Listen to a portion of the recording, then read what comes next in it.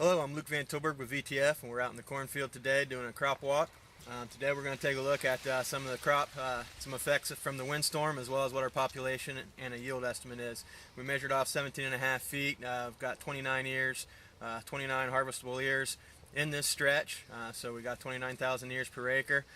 We counted the ears, and we got basically 14 around on every single ear, and an averaged 40 long on the kernel. So if you take 29,000 ears and 14 by 40, it comes up to right at 200 bushel the acre. A couple of things I found while we were counting the ears that was pretty interesting.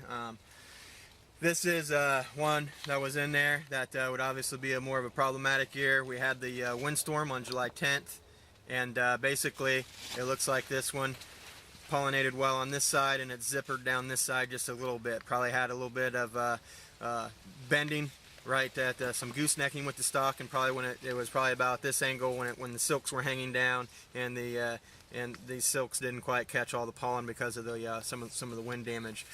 This field really doesn't have an extensive amount of wind damage. Pretty happy with this one. It pretty much stood back up pretty well, so I'm not that concerned about the wind damage. These ears are very few and far between.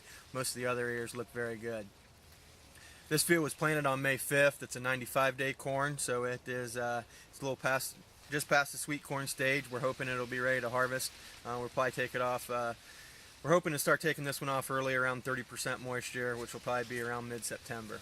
Like I said, this field was planted May 5th.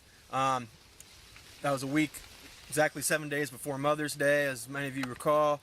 Mother's Day weekend, it then turned off very wet and cold, basically highs in the low 40s, lows into the mid 30s. During that weekend we had some leafing out issues. I came out here when this corn came up, and I marked some. I used flags to mark the how the corn came up, with stuff that leafed out and stuff that didn't leaf out.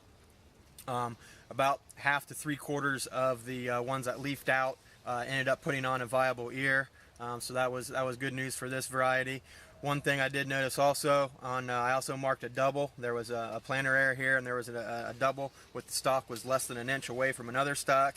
But this year, with the growing conditions, these are two stalks, 2 ears of corn from the stalks that are an inch apart. So with this year's growing conditions, the double did not have as big of impact as it would in quite a few other years.